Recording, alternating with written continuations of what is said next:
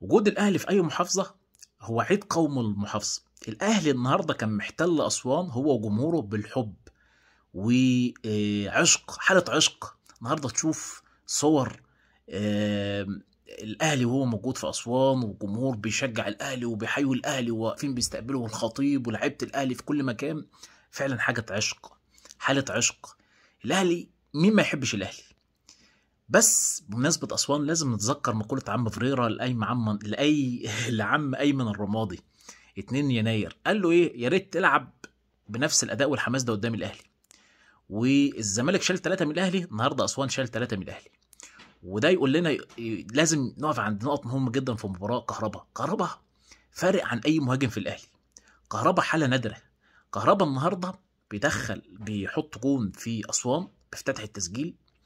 عندك حاجة تانية مهمة جدا، برضه جاب هدف كان أبيض النهاردة. لكن كهربا فعلا سابق عن أي مهاجمين. كهربا عامل شكل هجومي حلو جدا للأهلي. أنت في أي وقت كرة لما هتروح لكهربا أنت عارف إن ممكن يسجل في أي لحظة.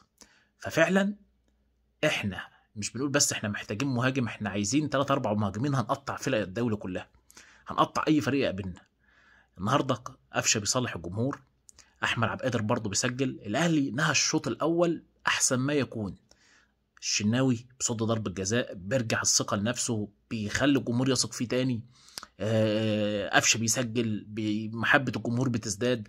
عندك مكسب كمان روعة، مروان عطية في نص الملعب. هذه الصفقات اللي تستاهل. يعني محمد مصالح قال 29 مليون وماله، انا ادفع 29 مليون واجيب لاعب كويس، اجيب لاعب يفيدني في الفريق، لاعب يشيل الفريق. انت النهارده مش حاسس ان حمدي فتحي غايب، مش حاسس ان السولية غايب. الراجل في كل مكان موجود، في اي اشتراك هو بيقطع الكوره، في اي التحام هو فايز.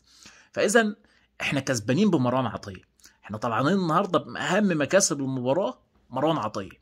عندك بقى خالد عبد الفتاح. خالد عبد الفتاح قدم مباراه النهارده برضو طيبه جدا. الجبهه اليمين كانت شغاله باداء كويس جدا. حسين الشحات النهارده بيفوز براجل المباراه، 3 اسيستات روعه. فاذا عندنا مكاسب كبيره جدا. عندنا مدرب عمل تغييرات النهارده خلت الفريق يعني يكون بدنيا موجود، ذهنيا موجود. كان الفريق النهارده في اتم استعداده. الفريق كان النهارده احسن كتير جدا من مباراه الهلال السوداني.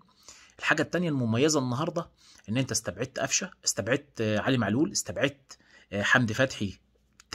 يعني استبعاد تام من المباراه. اللعيبه دي تريح عشان مباراه صن داونز الجايه هتبقى مباراه صعبه برضه، مباراه قويه محتاج لعيبه مهمه جدا زي علي معلول في الجبهه الشمال. انت عايز وينج يبقى شغال 24 ساعه. فالنهارده مكاسبنا حلوه جدا. مدربنا النهارده كان فايق، مدربنا النهارده كان مصحصح، اللعيبه كانت مصحصحه وفايقه لان الجمهور ما كانش هيستحمل اي اخفاق. فالحمد لله مكسب كويس جدا. واحسن حاجه بقى في المكسب الجمهور النهارده مش مبسوط. الجمهور كان سعيد انت النهارده تشوف حتى جمهور اسوان، انت سعيد بجمهور اسوان. لا في تطاول ولا في سباب ولا في اي حاجه من ديت، بل بالعكس كان في ترحاب النهارده في الاهلي. كان في عيد قومي في المحافظه النهارده، الاستاد كان ملان على اخره النهارده. جمهور الاهلي موجود، الناس موجوده في السطوح، الناس موجوده في محطات، الناس مبسوطه بالاهلي النهارده. النسر النهارده في طرس التمساح. اسوان كان النهارده طمعان ان هو يقول صاحبتنا السلامه ويودعنا في محطات القطارات ويشلوحنا زي الزمالك. لكن ايش جاب لي جاب، ايش جاب لي جاب، احنا الاهلي. ما بالك بالتاني بقى، احنا مش بليله هنا عشان يتعمل فينا اللي اتعمل فيهم يعني. لكن الحمد لله انتصار كان مهم جدا. نخلينا نروح مباراه صن داونز واثقين في لعبتنا. لعبتنا واقفه على رجليها، لعبتنا عندها الثقه، الجمهور عنده الثقه، وهيبقى الشكل اروع والشكل افضل كمان المباراه الجايه لما يكون ان شاء الله كهربا سليم مليون في المية ويلعب المباراه. يكون الجمهور بقى ال10,000 دول يعني يكسروا الدنيا. العدد قليل، العدد قليل جدا، هيبقى مقارنه باستاد السلام. لا العدد قليل، ايه المانع من يكون 20,000؟ يا جماعه احنا في مصر ليه العدد قليل كده؟ يعني احنا بنشحت الحفلات بيحصل فيها 100,000 و50,000 ومفيش فيها أي مشاكل. اشمعنى الجمهور واقف عنده يعني؟ مشوها شوية. كمان عمو كولر اتكلم عن الحتة دي النهاردة في المؤتمر الصحفي، وقال على الجمهور إن الجمهور يعني مصر هتبقى بصورة أحسن لما يكون الجمهور حاضر بشكل كبير. النهاردة شفنا الجمهور كان مزين الاستاد، كانت مباراة تحس إن هي بتتلعب يعني ما انتش حاسس بالحرارة النهاردة. الاهلي ما كانش محسسك ان بالجو ودرجه ارتفاع الحراره. الاهلي خد 3، كسب ال3 بونت واطمن للنتيجه والاداء، هوب فنشنا، هوب طلعنا من المباراه. فلذلك شكرا للاعيبه الاهلي النهارده، شكرا للمدير الفني، فرحتونا اسعدتونا النهارده. نتمنى ان شاء الله بقى المباراه الجايه بتاعه بتاعه سان داونز واحده واحده بقى نمشي المشوار كده نقطعهم.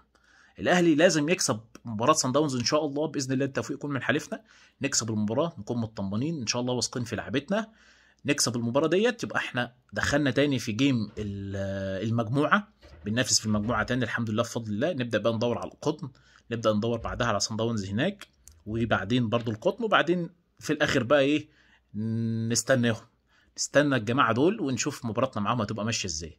وان شاء الله يكون الاهلي مفنش قبلها، ان شاء الله الاهلي يكون مفنش قبلها باذن الله.